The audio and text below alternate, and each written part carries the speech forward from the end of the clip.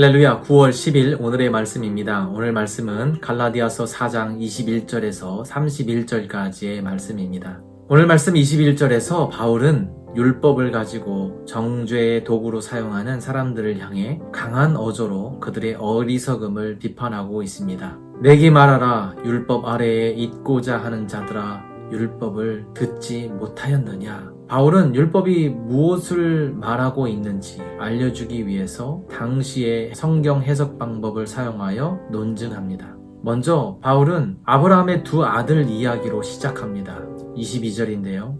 기록된 바 아브라함에게 두 아들이 있으니 하나는 여종에게서 하나는 자유 있는 자에게서 낳았다 하였으며, 창세기에 나오는 이야기입니다. 아브라함에게 두 아들이 있었습니다. 물론 아브라함에게 두 아들만 있었던 것은 아니죠. 하나님은 아브라함을 부르셨고 그를 통해 큰 민족을 이루겠다라고 말씀하셨습니다. 아브라함은 그 말씀을 믿었고 그 말씀을 따라 약속의 땅으로 갑니다. 그 후 10년이 지났는데 아브라함에게는 자녀가 없었습니다. 그래서 자신의 여종을 통해서 아들을 낳으려고 합니다. 그렇게 태어난 아들이 이스마엘이죠. 여종에게서 아들이 태어난 것입니다. 이스마엘이 태어난 후 시간은 흘러 어느덧 아브라함은 100세가 되었습니다. 당시 사라는 90세였습니다. 그런데 아브라함은 이 불가능한 상황에서 하나님이 말씀하신 대로 역사하셨습니다. 아이를 낳을 수 없는 몸이었던 사라가 아들을 낳았습니다. 그 하나님의 약속대로 태어난 아들이 바로 이삭입니다. 바울은 아브라함의 두 아들 이야기에 특별한 의미를 부여합니다. 육체를 따라 난 아들과 약속으로 말미암은 아들이 있음을 소개하죠. 그 다음 바울은 이 사실을 비유로 해석합니다. 24절 이하의 말씀입니다. 이것은 비유니 이 여자들은 두 언약이라. 하나는 시내산에서부터 종을 낳은 자니 곧 하갈이라. 이 하갈은 아라비아에 있는 시내산에서 지금 있는 예루살렘과 같은 곳이니 그가 그 자녀들과 더불어 종노릇하고 오직 위에 있는 예루살렘은 자유자니 곧 우리 어머니라. 본문에서 바울은 하갈과 사라를 대조하면서 두 여자를 두 언약으로 말합니다. 하갈은 옛 언약으로 시내산과 그 땅의 예루살렘으로 연결하고, 사라는 새 언약으로 위에 있는 예루살렘으로 연결합니다.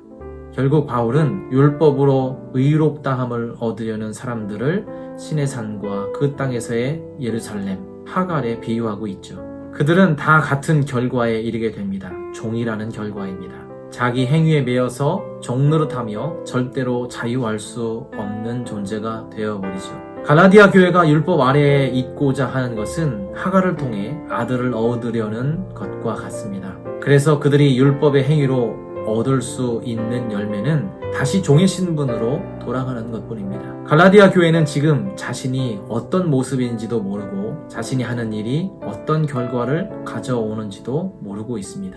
바울은 예수님이 말씀하신 것처럼 참된 자유는 혈통에서 오는 것이 아니라 복음을 따를 때에만 가능하다는 것을 말하고 있습니다. 그러면서 바울은 두 아들의 이야기를 갈라디아 교회에 적용합니다. 28절입니다. 형제들아, 너희는 이삭과 같이 약속의 자녀라. 갈라디아 교회가 이삭과 같이 약속의 자녀임을 선포합니다. 그러나 그때의 육체를 따라 난 자가 성령을 따라 난 자를 박해하던 것 같이 이제도 그러하도다. 그러나 성경이 무엇을 말하느냐? 여종과 그 아들을 내쫓으라. 여종의 아들이 자유 있는 여자의 아들과 더불어 유업을 얻지 못하리라 하였느니라. 이 말씀에서 약속의 자녀에게 따르는 두 가지가 있습니다. 그 첫째는 박해입니다. 성령을 따라 사는 그리스도인들은 육체를 따라 난 자에 의해 박해가 있을 것이다 라고 말합니다. 이스마엘이 이삭을 조롱하며 박해를 했던 것처럼 여종의 아들들이 다양한 방법으로 약속의 자녀들을 박해할 것입니다. 믿음을 따라 살아가는 자에게 어쩌면 반드시 따르는 것일지 모릅니다. 둘째는 우리에게 유업이 있다고 말합니다. 우리에게 박해가 있을 뿐만 아니라 박해를 견뎌낸 우리에게 그와 비교할 수 없는 유업이 있습니다. 오직 성령을 따라 살아가는 약속의 자녀만이 하늘의 유업을 얻을 수 있지요. 약속의 자녀인 우리 성도님들, 율법 아래에 있지 않고 오직 성령의 인도함을 받으십시오. 율법을 수단으로 자신의 생각을 따라 행동하지 않고 오직 예수 그리스도를 믿는 믿음 안에서 살아가십시오. 때론 고통이 따를지라도 믿음으로 이겨낸 여러분들에게 놀라운 하늘의 유업을 하나님께서 허락해 주실 것입니다. 성령을 따라 믿음 안에서 행하시는 모든 성도님들 되시기를 예수님의 이름으로 축복합니다. 아멘. 기도하겠습니다. 좋으신 하나님, 율법의 노예가 되는 것이 아니라 오직 성령의 음성을 따라 그리스도의 복음의 메시지를 증거하는 우리들 되게 하여 주옵소서. 예수님 이름으로 기도합니다. 아멘. 오늘도 성령의 인도하심을 따라 살아가는 하루 되시기를 소망합니다. 아멘.